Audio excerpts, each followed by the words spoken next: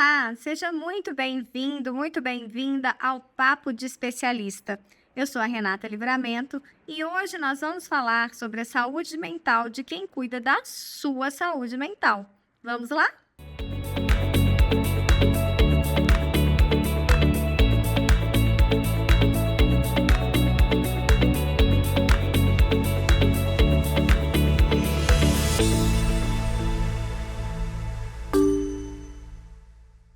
A dica por compaixão, ela pode ser entendida como um custo ou um efeito colateral hã, de você ter uma profissão relacionada a cuidar do sofrimento de outras pessoas.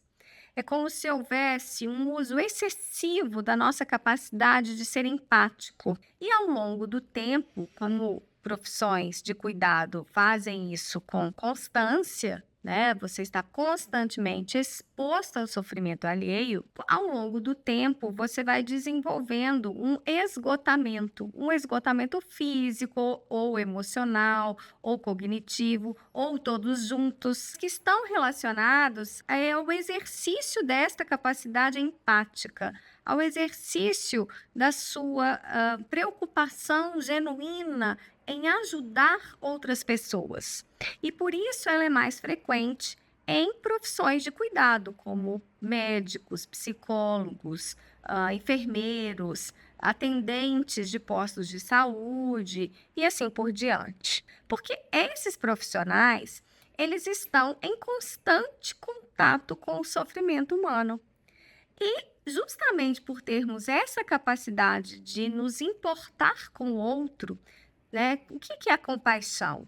A compaixão é você entender que há um outro ser humano em sofrimento e se sensibilizar por esse sofrimento. Ter dentro de você um desejo genuíno de ajudar essa pessoa a diminuir esse sofrimento. Então, profissionais que estão em constante exposição ao sofrimento alheio, né, ao sofrimento humano, eles vão ter mais exposição e mais uso, entre aspas, né, dessa capacidade empática. Que sinais seriam que nos apontariam para um esgotamento físico? Um cansaço constante, acho que esse é o principal e primeiro, né? O próprio nome já diz fadiga, né? Então, uma fadiga constante que não importa se o profissional dormiu, fez pausas, descansou, ele está sempre com uma sensação de cansaço.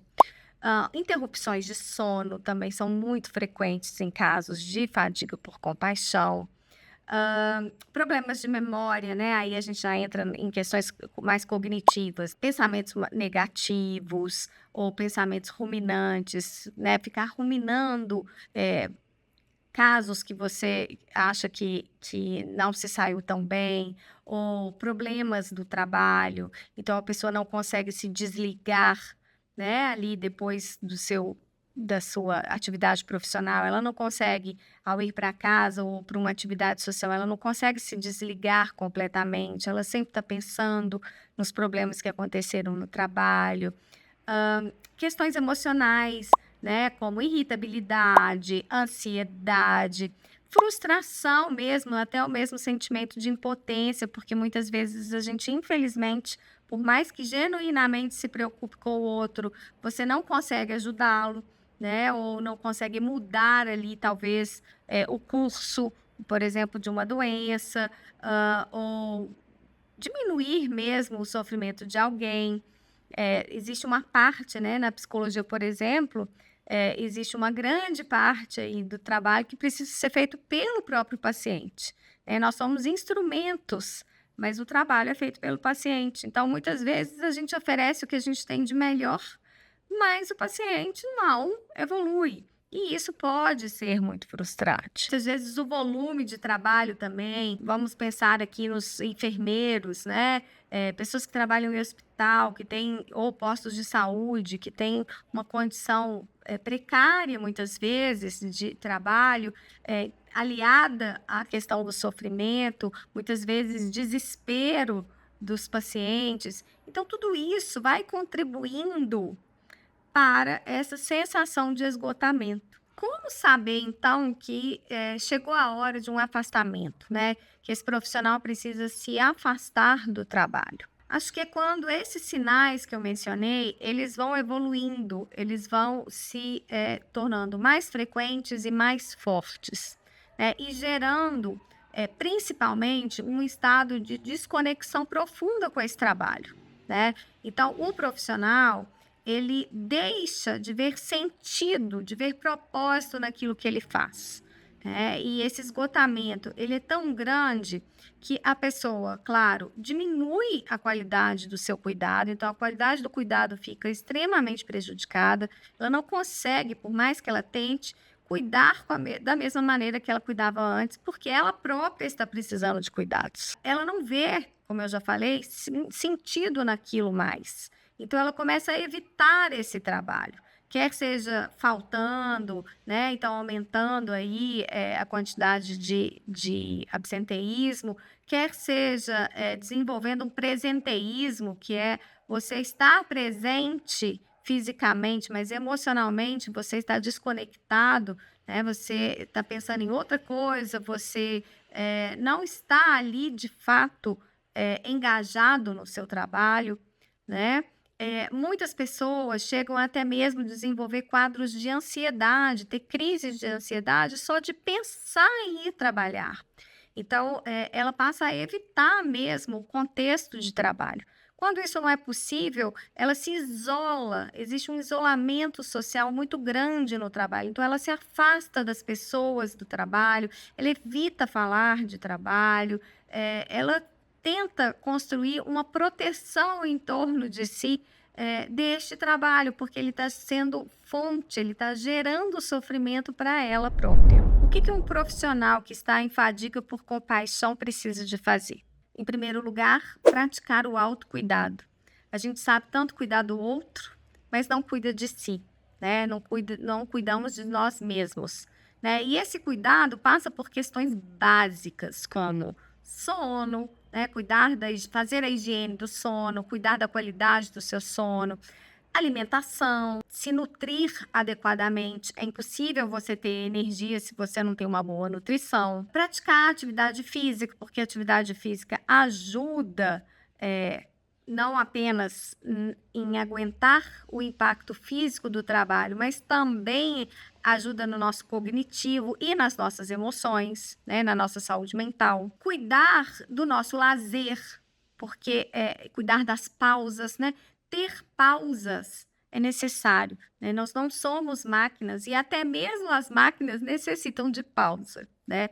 Se a gente deixar o nosso computador ligado o tempo inteiro ou o nosso celular o tempo inteiro ligado, funcionando, ele não trava, por que que nós somos diferentes, né?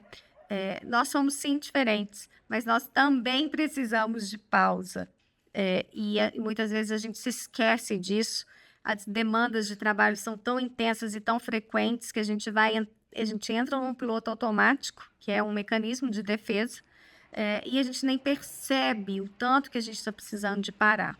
Então, tirar as férias que temos direitos e que são necessárias, fazer pausas durante o dia, né, ter pequenos momentos, eu falo que são pequenos oásis ali durante o dia, que é um momento para você respirar, para você pegar um telefone e ligar para uma pessoa querida, para você, praticar uma meditação, rápida, né, ali uma atividade de mindfulness, tudo isso vai te ajudar a reabastecer, né, a sua energia. Mas quando a gente está em casos muito graves, só isso não é suficiente, né? É preciso procurar uma ajuda profissional. Então, nós psicólogos, por exemplo, nós precisamos fazer a nossa própria terapia, né? Que é uma fonte de descompressão que nos ajuda a fazer uma gestão do estresse, que cuida de aspectos, às vezes, ali inconscientes, que estão nos fazendo ficar super identificados com alguma situação de sofrimento. Então, é preciso cuidar, ter uma rede de apoio social, né? Pedir ajuda, saber falar não, cuidar dos nossos horários, tudo isso são formas da gente lidar com a fadiga por compaixão. Mas eu destaco aqui a importância da gente buscar uma ajuda profissional quando essa fadiga já chegou num nível muito elevado, porque a gente está falando de um adoecimento. A terapia é um dos pilares, inclusive, para você ser um bom profissional. Não só em situações de adoecimento ou de sofrimento, como esse descrito aqui, mas também para o seu próprio desenvolvimento como ser humano. eh, Quanto mais você evolui na sua própria terapia, mais você tem condições de ajudar os outros a evoluir na deles, né? Ajudar os seus pacientes a evoluir nos seus próprios caminhos. Então, isso é fundamental, além de ser coerente, né? Se eu sou uma profissional que eu acredito que as pessoas devem buscar cuidar de si, se desenvolver, como que eu não cuido do meu próprio desenvolvimento? Isso é altamente incoerente, né? É a mesma coisa de um médico que não cuida da sua saúde e por aí vai, né? De um professor que não estuda, né? São incoerências. Então, eu preciso buscar essa coerência para a minha vida. Cuidar de si não é egoísmo. Cuidar de si não é só sobre você. Cuidar de si é também uma forma de cuidar do outro.